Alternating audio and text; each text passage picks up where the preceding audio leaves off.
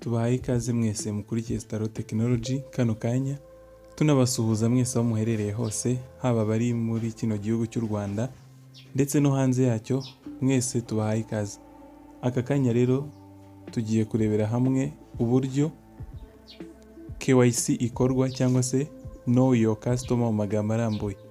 Iyi rero akaba ari gahunda ya Pi, tubibutsa ko Pi ari ifaranga kugeza ubu ritarajya ahagaragara ku isoko mpuzamahanga, ndetse kandi rikaba ari ifaranga rimwe muri byo twita cryptocurrency. Mbibutse ko cryptocurrency ni amafaranga akoreshwa hanini kuri murandasi cyangwa se kuri internet, akaba ari amafaranga adafatika. Urugero twatangamo ruzwi cyane ni nka Bitcoin. Bitcoin ni imwe muri cryptocurrency, tukavugamo Ethereum, tukavuga Dogecoin n'izindi nyinshi. Ni coin nyinshi ziri muri cryptocurrency. Iyi Pi rero nayo akaba ari imwe muri izo cryptocurrency, ariko yo ntago irajya ku ma exchange cyangwa se ku masoko y'ama cryptocurrency. Akaba ari ifaranga rero ryatangiye kumayiningwa mu mwaka wa 2019, na n'ubu akaba ari kimayiningwa, ariko tukaba turimo turasatira mu gice cyiswe mainnet, aricyo kizasoza iyi mining, noneho tukajya muri ikabashwa kulonchingwa ku isoko mpuzamahanga, noneho kuri cryptocurrency ku ma exchange yandi, ku buryo ushobora kuyigura ndetse no kuyigurisha. Iyi KYC akaba ari gahunda yiswe Know Your Customer, izafasha buri muntu wese wamayininze Pi kugira ngo akore niyo verification ya nyuma izamuhesha Pi yamayininze. Iyi KYC rero icyo usabwa nta kindi, upfa kuba ufite indangamuntu ariyo ID card, cyangwa se utayigira ukaba ufite driving license cyangwa se permis, uruhushya rwo gutwara ikinyabiziga, cyangwa se nayo utayigira ukagira passport. Ubwo kimwe muri ibyo nicyo cy'ingenzi cyifashishwa muri no KYC. Tuje kubereka rero step by step, akantu ku kandi, uburyo iyi KYC ikorwa. Kugeza ubu harimo harakora ba volontaire mu bihugu runaka, natwe rero twaba narabaye umwe mu ba volontaire bakoze iyi KYC muri kino gihugu cy'u Rwanda. Ngiye kubasangiza rero uburyo ikorwa neza, ku buryo igihe cyose izaba ihari biro official ku muntu wese uzabasha kuyikora neza. Dore uburyo ikorwamo rero: ni ugutegura iyo ID card yawe cyangwa se permis cyangwa driving license, ubundi ugakurikiza amabwiriza nk'uko mubibona hano. Icyo tubasaba no gukurikirana ino video mpaka irangiye. Waba uri mushyashya ugakora aho handitse subscribe munsi ya video, byaba na byiza ugasharinga abandi no video kugira ngo nabo bafashe, tubashe twese kugenda mu murongo umwe, tujye tubona ama update yose, buri kintu cyose gishyashya kuri no crypto ya Pi ndetse no mu ikoranabuhanga muri rusange.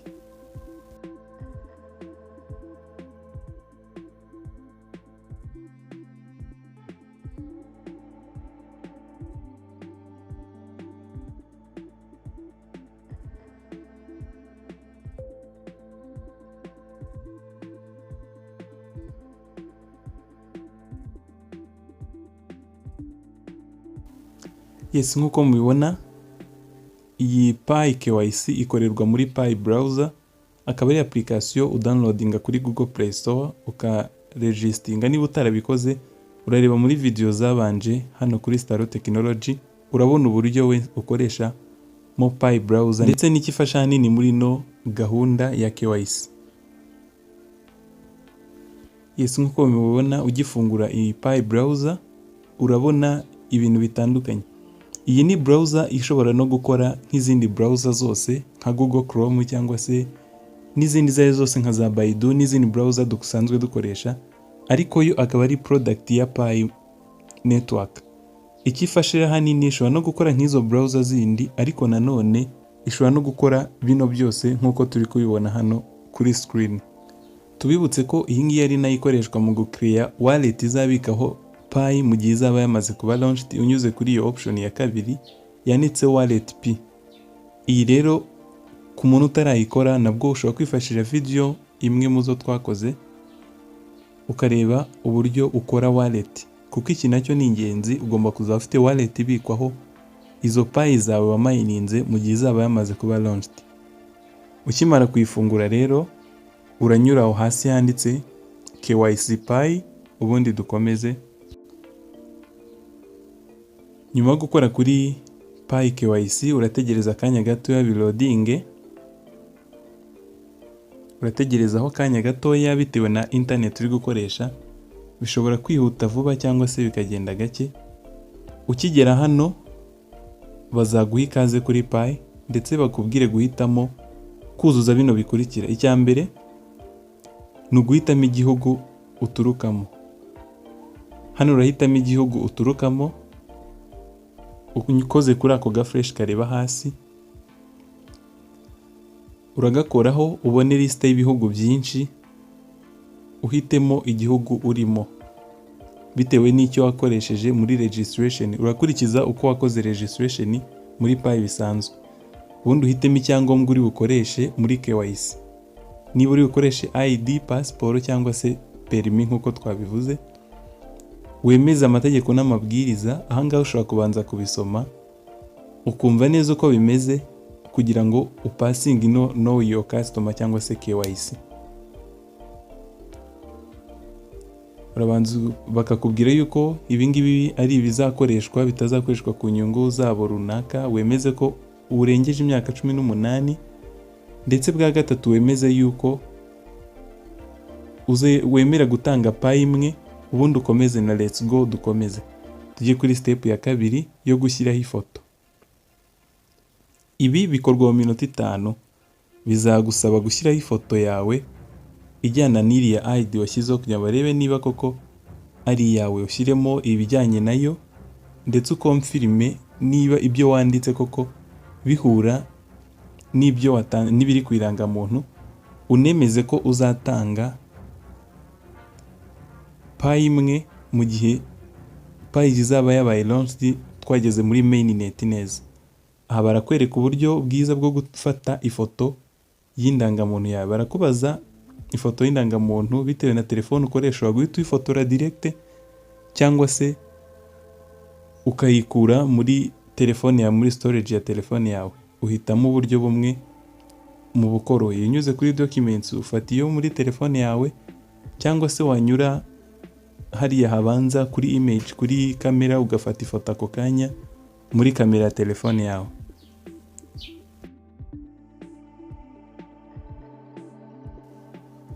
Yes, buraza muri storage. Ngewe nakoresheje izari ziri muri storage ya telefone. Mbere na mbere washyiramo front, ubwo ni party y'imbere yo kuri icyo cyangombwa wakoresheje. Ukora wanditse add back photo, wongere ushyiremo n'igice cy'inyuma cy'iyo foto wakoresheje. Numara kuyishyiramo urakora kuri next step, ujye kubikurikiyeho wandikemo amazina. Ahari name urashyiramo izina ryawe ribanza. Numara gushyiramo izina ryawe ribanza urajya kuri last name, naho wandikemo izina ryawe rikurikiyeho rya kabiri. Kuri name ni izina rya mbere, niba ari nko mu Rwanda wenda ukoresha izina ry'Ikinyarwanda niryo ushyiraho, then kuri last name ugashyiraho izina rya kabiri. Uhitemo gender niba ari male cyangwa female. Ujya hakurikiyeho kuri date of birth ushyiremo igihe wavukiye. Nkwibutse ko hano ugomba gushyiramo ibihura neza n'ibiri kuri ID cyangwa se ku cyangombwa watanze. Umanuke hasi wuzuzemo address line ya mbere na address line ya kabiri. Bakwereka ko address line ya kabiri ni optional, ni ubushake niba si hari, niba ufite nka nimero ya apartment urimo cyangwa se y'inzu. Ujye kuri city ushyiremo umujyi utuyemo, province ushyiremo intara ubarizwamo, ushyiremo zip cyangwa se postal code niba uyifite. Niba utayifite urashyiramo 0 nkuko mubibona. Ujye hasi ushyiremo igihugu, then ukomeze n'ibindi.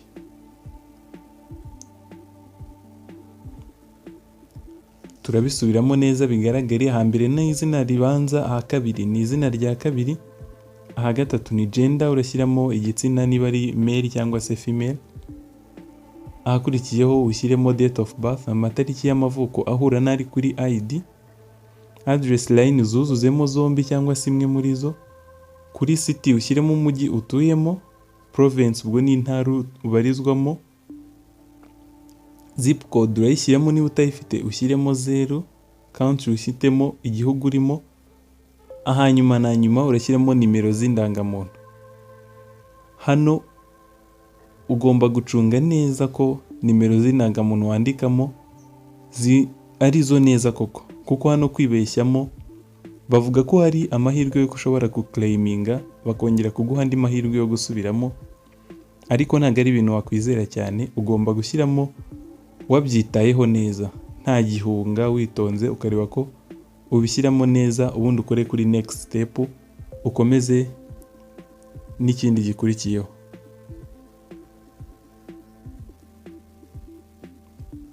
Ushobora kubanza gusuzuma neza, iyo basanze hari icyo wasimbutse ugakora bahita bakwereka uruziga rutukura muri buno buryo, bakubwire ko hari aho utigeze ushyira ikintu. Kugeza ubwo byose bisabwa uraba wabyujuje neza, ubundi ubone kujya kuri step ikurikiyeho.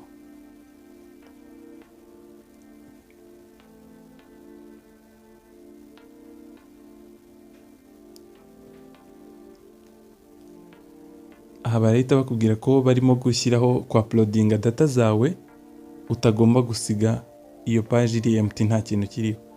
Then uragera ku yindi step yo gufata ifoto. Barakwereka uburyo bwo gufata ifoto neza.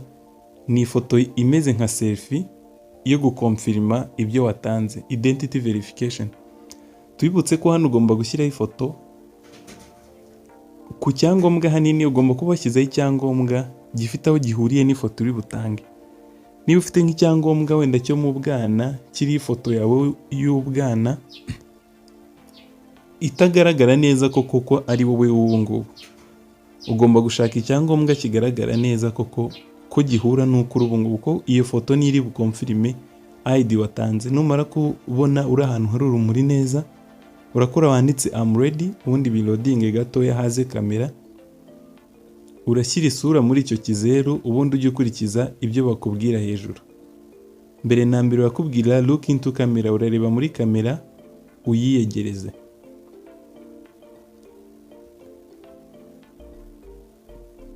Urebe neza muri kamera ikwegereye.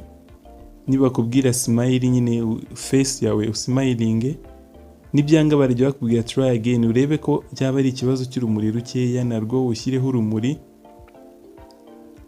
Ugomba kuba uri ahantu hari urumuri ruhagije, ku buryo kamera yawe iraba iri gufata neza nta kibazo kirimo. Niba bakubwira kwegezaho wegerezeho, niba bakubwira guba straight neza, ureba neza muri kamera ubikurikize. Niba bakubwira be happy, ube mere nk'uwishimye. Niba bakubwira gufungura umunwa, niba bakubwira kureba neza muri kamera, byose ni kugira ngo barebe koko bihura neza n'ibiri kuri ID, koko bakonfirme ko ari wowe. Kugira ngo, kuko hari nk'ubwo waba ukoresha account ebyiri, ntago byemewe. Ugomba kugira account imwe kuri buri account ya Pi. Ari nayo mpamvu iyi gahunda ya KYC ariyo know your customer. Aha buri kintu cyose bagusaba ugomba kugikora neza, kugira ngo Pi zawe zibe ziri safe, nyine uzazibone neza. Buri uko ubyishe bakubwira gusubiramo, buri uko ubyishe bakakubwira gusubiramo, kugera igihe uri bubikorere neza, bakakubwira ko byemeye, bibaye uploaded successfully.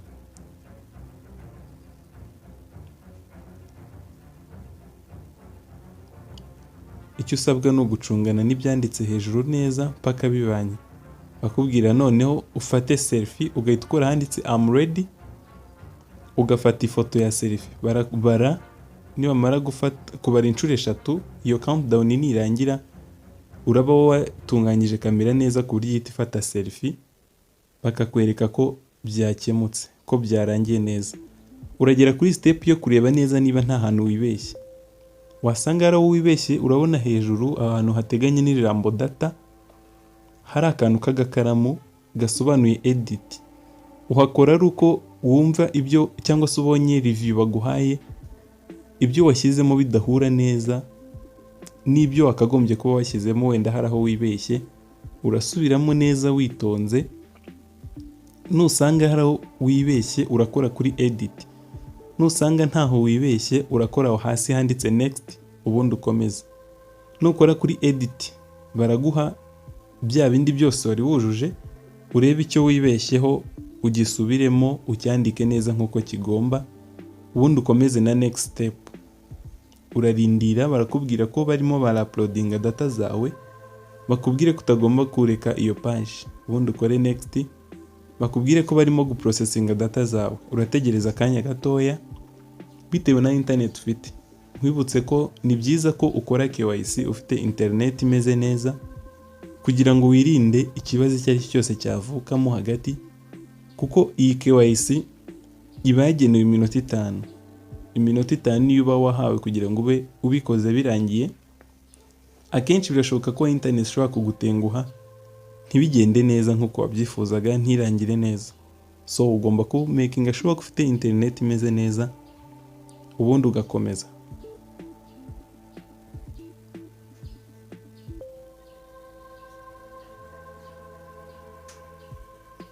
Mu gihe baguhaye kano ka notification cyangwa ino pop up bakubwira ko ugomba gutegereza uko bimeze, nta kintu ukuyemo, ntagomba kubikwayitinga cyangwa ubivanemo cyangwa ukore back.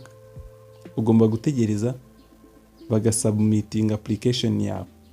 Baraza kwereka review y'ibyo watanze, document watanze. Iriya review ya mbere yari 1/2 review yerekana ibyo watanze wandika.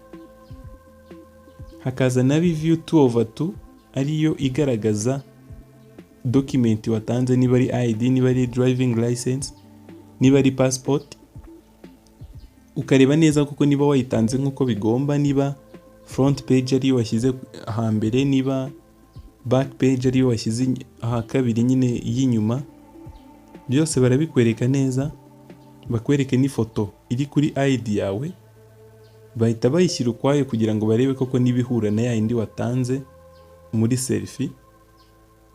Ubundi ukore kuri submit and pay. Nukora kuri submit and pay, uraba wemeje ko bazakata Pi imwe kuri Pi wari ufite mu gihe cya mainnet. Ubwo KYC iraba imaze kuba confirmed.